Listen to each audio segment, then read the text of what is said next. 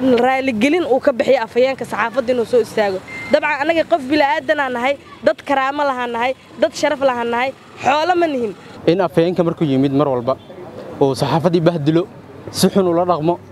maanta ugu dambeeyay afayeenkana waa diiday inuu arintaas raaligelin ka bixiyo de saxaafadda ma ahan qof inuu waalanta la yiraahdo qof waalan wax ma duubo afayeenku wuxuu bilaabay inuu na kala jabiyo inuu yiraahdo cameraman iyo wariyaal kala tihiin wariyaasha uma baahni saxaafadda maanta wixii ka dambeedo waxa ay joojiday inay la shaqeyso afayeenkan hadda joogo ee booliiska Cabdifataax wuxuu sheegay in cameramanada ay yihiin kuwa waalan oo la iska wato arintaas ayaa dhalisay in maanta afayeenkii booliiska oo sida wanaagsan saxaafadda ula shaqeyn jirtay asagoo markaasi ma aqaan halka uu markaasi ka xanaaqsanaa laakiin saxaafadii u gafay kadibna uu dhahay cameramanada haday waalihiin inta soo istaagaana ninkii cameramankiisu uu waaliin yahay ha soo wato inta badan cameramanada hadalkaas ay ka xanaaqeen saxaafadii intooda badan waa joojiyeen warkii oo awalba ahaa in fariin uu dad dhaxmarsado oo ku saabsanaa burburin afyeen saxaafadda si wanaagsan ay kula shaqeynaysay laakiin maanta si wanaagsan maada ula dhaqman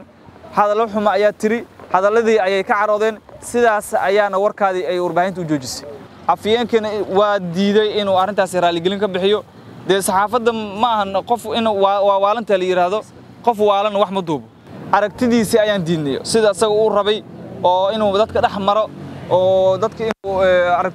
aragtiisu ka gaar aragtiisaan diidnay inuu cameraman iska wato oo wuxuu rabo iska soo sheegto waa diidnay taas uu ka xumaaday afayeenka booliiska Soomaaliya ayaa maanta 5 saac ee xogaha wuxuu saxaafadda ku bilaamiyay saldhigga Axmar Jajab ee magaalada Muqdisho afayeenku wuxuu sheegay in ay jirto shaqo burburin ah isla markaana saxaafadda la rabo waa soo dib dhacay aad u soo dib dhacay wuxuu yimid 6 saac ee xogaha waxyaabaha marka ugu daran oo saxaafadda maanta ay ka cabanaydo waxa waaye in afayeenka markuu yimid mar walba oo saxaafadii bahdilo si xun ula dhaqmo maanta ugu dambeeyay saxaafadii ayuu wacday si sharaf leh ayay warkiisa u qaateen waqtiga la bilaamiyay waqti koor ayay saxaafadda waxay timid saldhigga Axmar Jajab oo halkii lagu bilaamiyay afayeenkii markii uu soo daahay kadib uu yimid waxa uu sheegay in cameraman bas la rabo taas oo wariyaal hadii aan ahay ka diidnay una sheegnay afayeenka inaysan suurtagal ahayn in cameraman bas lagu daro wuxuu sheegay in gaadiid la'aan ay jirto ha jirto ma xumo laakiin in saxaafaddu oo si xun ula dhaqmo ma aysan ahayn dhowr jeer ayaan aragnay afayeenka isagoo wariyaasha bahdilaya meel fog u wadanaya si xun ula dhaqmaya saxaafadda maanta wixii ka dambeedo waxa ay joojiday inay la shaqeyso afayeenkan hadda joogo ee booliiska Cabdifataax halkan waxaan ugu bilaamiyay oo ah saldhigga degmada Axmar Jajab hortiisa afayeenka ciidanka booliiska Soomaaliyeed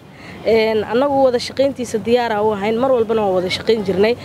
dabcan saakay halkan ugu bilaamiyay saacadu markay ahayd 5 saac iyo bar qof walba waa u yimid qaarkood way ka soo hormareen qaarna xilligii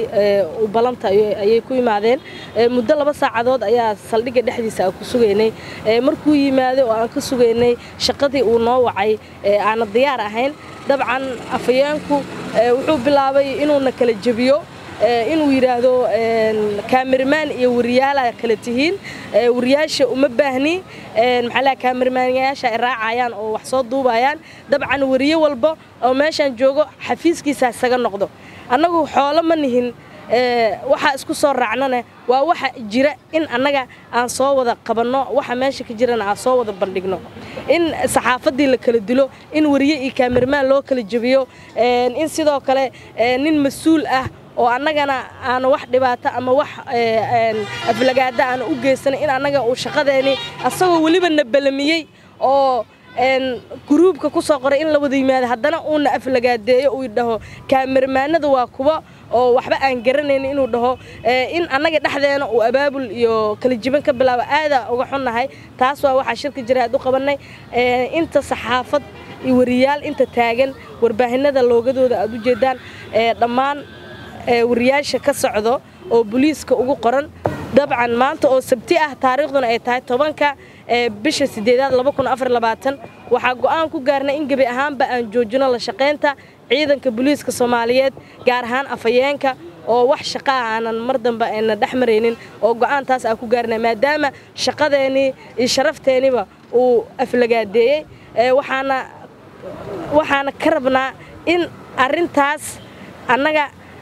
raaligelin uu ka bixiyo afayeenka saxaafadda inuu soo istaago dabcan annaga qof bilaadan aan nahay dad karaamo lahaan nahay dad sharaf lahaan nahay xoolo ma nihin